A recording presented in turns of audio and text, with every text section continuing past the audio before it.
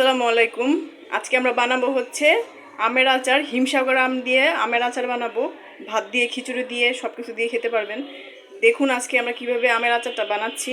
এইভাবে আপনি শুধু চিনিটা অ্যাড করে বানাতে পারেন হচ্ছে এই আমের আচারটা। আমি কি কি নিয়েছি দেখাচ্ছি।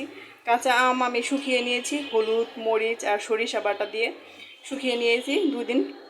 আর এখানে নিয়েছি হচ্ছে আপনার একটু হলুদের ফাঁকি, মরিচের ফাঁকি, আস্ত রসুন, তেজপাতা, কাঁচামরিচ, শুকনো মরিচ, তারপরে হচ্ছে লবণ নিয়েছি, তারপরে পাঁচফোড়ন নিয়েছি হোয়াইট ভিনেগার, সরিষার তেল, আর হচ্ছে আপনার নিয়েছি হচ্ছে পিজা হার্বসটা আপনি শেষে, রান্নার শেষে দিতেও পারেন, আবার নাও দিতে পারেন, এটা আপনাদের ইচ্ছা। সরিষার তেলটা আমি একটু ফুটিয়ে নিয়েছি, ফুটিয়ে দেখুন একটা ঝাড়ে নিয়ে নিয়েছি।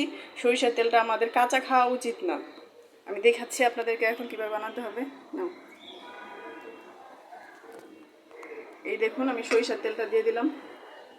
সরিষার তেলটা আমি প্রায় ভিডিওতে দেখেছি আপনারা কাঁচা খান, অনেকেই আচারের মধ্যে কাঁচা সরিষার তেলটা ইউজ করে। এই সরিষার তেলটা সবসময় একটা বলক তুলে নেবেন, ভাতের মতো একটা বলক তুলে নেবেন। এখন আমি এখানে দিয়ে দিচ্ছি তেজপাতা, দিয়ে দিচ্ছি আস্ত রসুন, দিয়ে দিচ্ছি একটু লবণ, পাঁচফোড়নটা পরে দিব।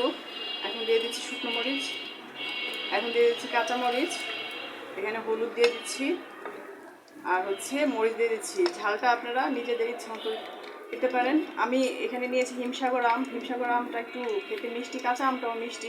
হিমসাগর আমটা নেওয়ার চেষ্টা করবেন। আর এখানে দিয়েছি হোয়াইট ভিনেগার।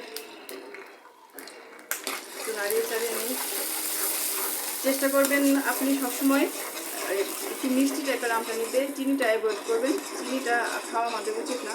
আমরা এমনিতে আপনার সিজনাল যখন আমটা পাই, কাঁচা আমটা পাই, তখন দেখবেন যে কাঁচা আমটা আপনার সিজনে 20 টাকা 30 টাকা কেজি বা 50 টাকা কেজি, অনেক সময় 40 টাকা কেজিও বিক্রি করে। কিন্তু 1 কেজি চিনির দাম হচ্ছে আপনার 170 টাকা। তো 170 টাকা দিয়ে আপনি চিনি না কিনে, 20 টাকা দিয়ে কাঁচা আম না কিনে আপনি এই হিমসাগর আমটা কিনতে পারেন। হিমসাগর আমটা তুলনামূলকভাবে মিষ্টি। এই যে দেখুন আমার তেল বলো কিছু করেছে। এখন আমি এই আমগুলো দিয়ে দেবো। এই যে আমগুলো দিয়ে দিলাম। এই আম খেলে আপনার যে কোনো আপনার ডায়াবেটিস যাদের চিনির সমস্যা, তারা আপনার খেতে পারবেন এই আচার, কোনো সমস্যাই হবে না। আমটা একদম মিষ্টি মিষ্টি লাগে। এখন এই পর্যায়ে দিয়ে দিচ্ছি আমি পাঁচফোড়ন, আর একটু হোয়াইট ভিনেগার দিয়ে দিচ্ছি। আর 2-3 মিনিটের মতো আমি রান্না করবো এই আমটা। আপনারা সবাই যেই আচারটা করবেন, আমাদের আসলে সরিষার তেলটা খাওয়া উচিত না। আমেরিকা, ইউরোপ কান্ট্রিগুলোতে ব্যান করে দেওয়া হয়েছে সরিষার তেলটা। আর আমরা নর্মালি ভর্তাতে, আলুর ভর্তা, কাঁচা যে কোনো ভর্তাতে আমরা সরিষার তেলটা খাই। সরিষার তেলটা এরকম কাঁচা না খেয়ে এরকম একটা বলক দিয়ে ঝাড়ে তুলে রাখবেন, ঝাড়ে নিয়ে নেবেন। ওইটা আপনি ভর্তা বা যে কোনো কাঁচা, মানে তখন তো জিনিসটা কাঁচা থাকছে না, তখন তো মোটামুটি আপনার বলক দিয়ে আপনার হচ্ছে ছিটিয়ে নেওয়া হচ্ছে সরিষার তেলটা। সরিষার তেল খেলে আমাদের শরীরে অনেক ক্ষতি হয়। আর আমাদের দাদা নানিরা দেখবেন আগে অনেক বলতো যে আপনার সরিষার তেলটা আপনার গরম করে ব্যথা জায়গায় লাগিয়ে দিলে আপনার ব্যথা সেরে যায়। তাহলে বুঝতেই পারছেন, তাহলে সরিষার তেলটা আমাদের কাঁচা খাওয়া উচিত না। অনেক গবেষণাতে বলা হয়েছে যে সরিষার তেল খাওয়া উচিত না। সরিষার তেল আপনারা যতটা পারবেন অ্যাভয়েড করবেন। তা আমিও বলছি আপনারা সরিষার তেলটা যতই খাঁটি হোক, সরিষার তেলটাকে একটু ফুটিয়ে নেবেন। ফুটিয়ে এরকম একটা ঝাড়ে নিয়ে নেবেন। তারপর ভর্তার জন্য ব্যবহার করেন বা যে কাজে ব্যবহার করেন না কেন ব্যবহার করতে পারেন।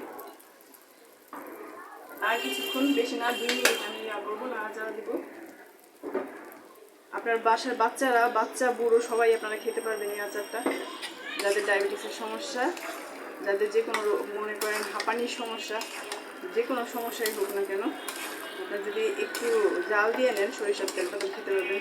চেষ্টা করবেন কাঁচা তেলটা না খেতে।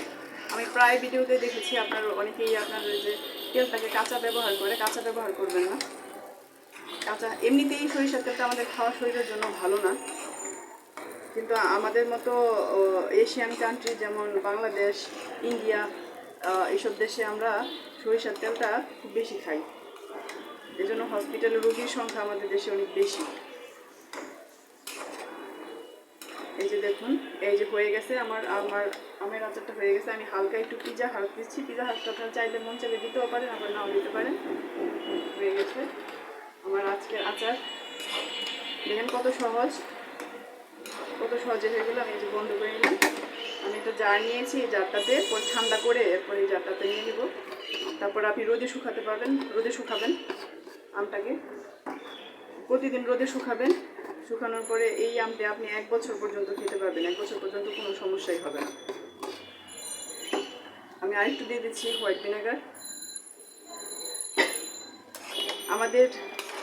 আমার এই আচারের ভিডিওটা যদি আপনাদের ভালো লাগে, আমার চ্যানেলটা একদমই নতুন, একদম করা। আর আমার এই রেসিপিগুলো আমার নিজের নানির কাছ থেকে শেখা। আমার নানি কীভাবে বানাবেন আমি বসে বসে দেখতাম, তো সেই অনুযায়ী বানিয়েছি। যদি আপনাদের ভালো লাগে একটা লাইক দেবেন, সাবস্ক্রাইব করবেন। আর যদি ভালো নাও লাগে তাহলে বলবেন যে মানে কোথায় কোথায় সমস্যা, সেটা বলবেন, আমি ঠিক করে নেওয়ার চেষ্টা করব। সবাই ভালো থাকবেন। আসসালামু আলাইকুম, আল্লাহ হাফেজ।